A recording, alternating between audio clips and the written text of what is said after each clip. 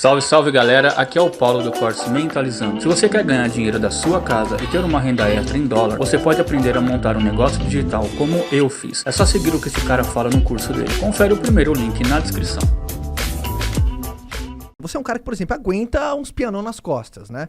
Então, tem esse ponto, não tem? De você respeitar. Tem gente que se dá melhor em conflitos, tem gente que não, pela personalidade, não se dá muito bem com alguns tipos de confrontos. Como é que você enxerga isso, assim? Cara, existe uma frase de um colega meu, uma pessoa que eu admiro muito, o Henrique Breda, o gestor da Alaska. Ele colocou num post que você pode ler e estudar e gastar o tempo que for adquirindo conhecimento sobre uma quimioterapia. Mas você só vai fazer ideia do que é uma quimioterapia de verdade se um dia, infelizmente, alguém da sua família ou você mesmo vier a enfrentar uma quimioterapia, né? Resguardar das devidíssimas proporções, eu tenho uma aula lá no Novo Mercado só sobre cancelamento, que foi quando aconteceu aquele evento do Felipe Neto, que a gente acabou monetizando bem, fizemos aí quase 7 milhões de faturamento naquele evento. E... Tem como contar rapidamente, caso alguém não viu aqui, o que aconteceu? Cara, eu tenho uma linha editorial muito forte e com muita personalidade. E eu tento fazer as pessoas saírem da zona de conforto. E era justamente naquela semana que o preço do arroz não parava de subir. E tava todo mundo falando. E era o arroz. E, cara, metade das minhas... Eu abro caixinha sempre, religiosamente, há mais de 2 anos. E metade da minha caixinha era sobre o preço do arroz. E de tempos em tempos, quem aqui já viveu no Brasil e não está debaixo de uma pedra, sabe que existe algum gênero alimentício que sobe 800% e todo mundo reclama. Geralmente é o tomate ou alguma coisa assim. E tava todo mundo falando do arroz. E eu tava de saco cheio desse negócio do arroz. Porque no Instagram não é gente pobre de verdade. É um monte de gente de classe média que estudou em escola particular, filho de empresário, de médico, de contador, de dentista, de enfermeira, de funcionários públicos. É um cara que tem um smartphone e cara, acessa a internet. É um cara que, na boa, se você não tá fazendo 4 ou 5 contas, a culpa é tua, cara. Porque assim, você não precisou trabalhar com 6, 7 anos de idade pra poder estudar também. E aí as pessoas perguntando sobre arroz, e eu falei, cara, enriqueça e você não vai se preocupar mais com o preço do arroz. E aí vai pro Twitter, o Twitter é aquele o lugar lixo do barraco, tóxico, né? Todo, né? E aí alguém compartilhou. Isoladamente? Isoladamente. E o post foi caminhando pras bolinhas da esquerda. E aí o Luigi, que inclusive é um cara que acompanha o conteúdo, já troquei ideia com ele no direct, o Luigi foi lá e compartilhou. E aí o Felipe Neto compartilhou. E quando ele compartilhou, imediatamente comecei a ver que eu tinha, na época, 70, 80 mil visualizações nos stories, estava tipo 180. Eu falei, alguém compartilhou alguma coisa. Fui lá no Twitter, procurei meu nome, tava lá. E aí, imediatamente, a gente começou uma campanha. Na mesma hora, eu mandei uma mensagem no grupo, do pessoal que trabalhava no Novo Mercado, e falei assim, cara, o Felipe Neto me compartilhou. Eu preciso fazer uma sequência e mostrar para as pessoas que esse cara é um tigre de papel. E aí, na sequência, eu pego vários comentários. É tudo robô criança. Eu falei, olha a audiência desse cara, não muda nada. E aí eu falei, vocês querem aprender a ganhar dinheiro com cancelamento? Tá acontecendo um agora ao vivo comigo. Tem a Masterclass cancelada. Eu vou dar ela ao vivo na semana que vem. E a gente vendeu quase 7 milhões. E eu brinco até hoje que vai ter uma praça na minha casa chamada Felipe Neto. E assim, no primeiro olhar, você teve esse olhar mais de marqueteiro ou na primeira hora você quis contextualizar porque foi tirado de contexto? Você viu isso daqui que eu falei? Cara, isso daqui que eu falei? Como que foi o olhar? Foi um olhar mais de... A pior coisa que existe, na minha opinião, quando você tá no meio de uma onda de cancelamento, é você tentar se explicar. Sim. Porque as pessoas não querem ouvir. Sim. Quem tá te cancelando não tá nem aí pra você. Eles querem chutar cachorro morto. E aí se você aparece, olha pessoal, eu quero explicar, você vira meme. Veja bem, você vira meme. Então a única coisa que você pode fazer é pisar ainda mais no acelerador e falar que se foda a tua opinião, não tô nem aí pra você, vou continuar falando aqui pro meu grupo. E a gente volta agora àquela pergunta que você faz. Quando eu fiz a Masterclass do cancelado, e nós falamos para mais de 30 mil alunos, a primeira coisa que eu falei para eles foi: pessoal, não subestimem um cancelamento. a gente volta para a frase do Breda, né? Você sabe que a quimioterapia é passando por uma. Resguardadas as devidíssimas proporções. Você pode ler ou ver o que o Ícaro, ou o Flávio, ou o Caio fizeram depois de um cancelamento. Mas a maioria das pessoas vai se sentir muito mal no meio de um cancelamento. Sim. Ela se sente exposta, ela se sente... O estômago revira. Eu tive algumas alunas que passaram por processos de cancelamento muito fortes e você passa mal fisicamente, cara. Você tem crise de ansiedade e depende muito do temperamento. Então, existem pessoas que se importam mais com a opinião das outras pessoas do que outras pessoas. Tem gente que já passou por isso e vai calejando. Eu sempre tive uma personalidade que reage muito pouco aos estímulos externos, assim. Então, as pessoas não conseguem me motivar, porque eu reajo pouco aos estímulos externos. Mas elas também não conseguem me deprimir, porque eu reajo pouco aos estímulos externos. Eu ajo mais depois de uma reflexão interna. Puta, cara, eu preciso fazer isso, eu preciso fazer isso. Então, naturalmente, a minha personalidade fleumática, eu tenho uma inclinação a reagir com menos intensidade à crítica dos outros. Isso é desde sempre. Quando eu quis sair da escola, quando eu não fiz nenhuma faculdade, quando eu disse que ia ficar rico, as pessoas riam de mim, não importava tanto assim. Agora, as pessoas que olham isso de fora e fazem, eu vou cavar um cancelamento. Vou cavar um cancelamento porque vai me dar algum dinheiro. De repente a pessoa, 10 minutos depois, ela fecha o perfil porque ela não aguenta. Cavou foi a cova, né? Ela não aguenta. E como é que você vai fazer dinheiro se você não consegue olhar pra tela? Você tá suando, você tá com o estômago embrulhado, a última coisa que você vai pensar é em dinheiro. Tudo que você quer é que o cancelamento acabe.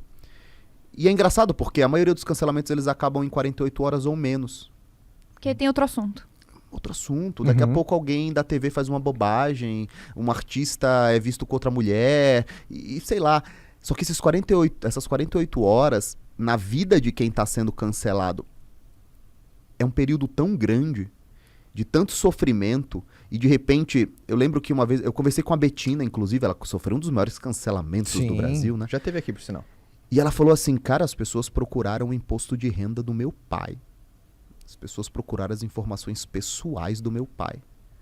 Então, assim, é isso, são 48 horas infernais. Então, quem tá passando por sabe que vai passar, saiba que vai passar, mas saiba também que vai demorar. E a verdade é que o cancelamento não é só esse cancelamento de internet que a gente vê, né? Sim. O cancelamento acontece dentro da nossa casa, acontece com nossos amigos, acontece com a nossa família, a galera querendo cancelar a gente o tempo inteiro. Né? Foi até um pouco do que você falou hoje nos stories. O tempo inteiro alguém vai querer te desmotivar. A hora que você vê que o negócio tá pegando pra valer, né? Que você tá dando o seu melhor, vai chegar a hora que alguém vai falar assim, mas tá demais, né? Na minha linha editorial, eu tenho uma série de bordões. O que enriquece é o trabalho, minha pátria é minha família. E um deles o primeiro cancelamento acontece em casa. Em casa. O primeiro cancelamento que você tem quase sempre é em casa.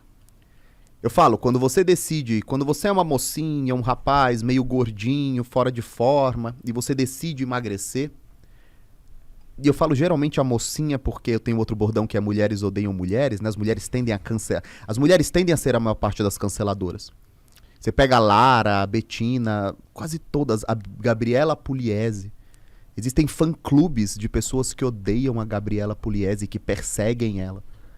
Todas mulheres. E é louco, assim, um homem falando pro outro homem, pra gente não faz sentido isso, né? É muito louco, cara. É muito louco. Eu olhando pra você, literalmente... porque eu concordo com você e eu sei, mas eu olhando pra você, a gente tá aqui. Isso não faz o menor sentido. Cara, é né, muito cara? maluco. Você pega meninas que acompanham todos os stories da Pugliese.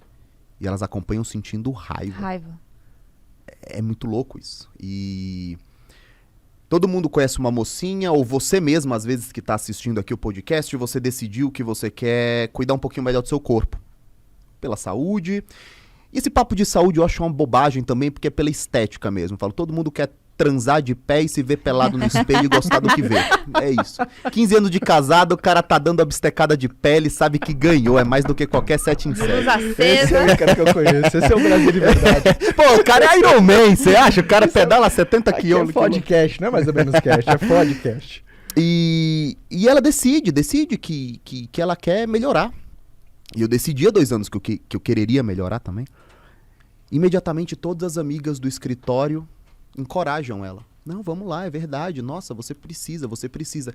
E aí, no meio do processo, a mocinha, ela pega gosto.